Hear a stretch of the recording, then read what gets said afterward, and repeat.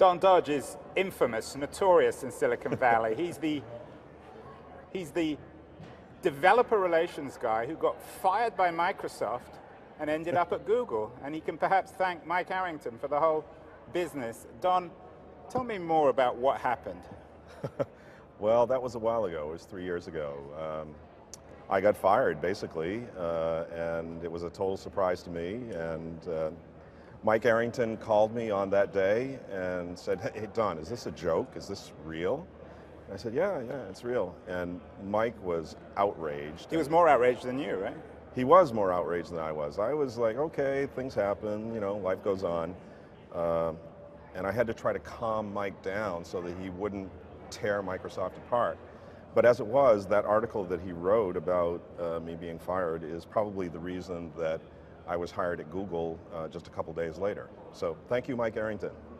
I don't know if he's watching this. Don, so you went from Microsoft to Google. You know both companies now intimately. Very briefly, what's the fundamental difference between working for the two companies? Well, I tell people that Google today is probably what Microsoft was when it was 13 years old. Because you can't compare Microsoft today to Google today, but you can compare what Microsoft was like when it was just 13 years old to what Google is today at 13 years old. And in that sense, they're very much the same. There's lots of optimism, lots of growth. Don, that's a boring response, though. You're saying that the companies are defined by their age? Is that it? Well, I think companies do go through cycles, normal cycles. If you look at IBM, IBM had its time of tremendous growth and dominance, and then it came down, and Microsoft came up. And Microsoft dominated for 15 years or so, and now it's on the way down, and now Google is coming up. So are you saying that Google will eventually grow up and become like Microsoft? Oh, I hope not, but... What do you mean you hope not? You're saying this publicly. Why not? Well, I think that Microsoft lost the innovation and the edge, just like IBM did. And that happens with age, but Google, the founders at Google are younger and more technical, and as long as they stay in charge, I think Google has a long, long runway. Don, you author an excellent blog, The Next Big Thing. Mm-hmm. So let me put you on the line. What is the next big thing, at least from your perspective, both as a private investor and as a guy who influences Google Ventures? Well, I think it's a combination of things. When I invest, I look at 5 things. So mobile, social, location, games, and commerce. And that's obvious, those are the 5 hot areas, but what I do is I look for companies that cover at least 3 of those 5. So a mobile social game, or a mobile location game, or mobile payments, or that kind of thing. Do you have to write them down, or have you memorized all 5? No, I've memorized all 5. That's what I use to look at investments. Since you're on that subject, I think indoor location is going to be one of the next big things. It's sort of like taking GPS and maps and all of the applications that came about because of those core technologies. If you take it indoors, where we spend most of our time, and you had an indoor location system, then there could be all sorts of e-commerce, advertising, games that are all focused on indoor location and exactly where you are in space and time in a building.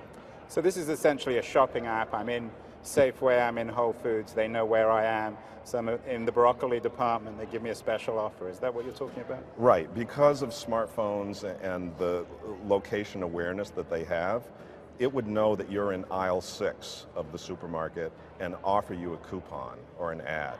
Or if you're in a department store, it would know you're next to the Gucci bags and it would offer you a coupon or an offer for something else. So it's those kinds of things that applied to commerce and applied to advertising and offers that could be just game-changing. Well, Don, before we get to the downside of this, I know you've been making some actual investments. This is not just theoretical, is it?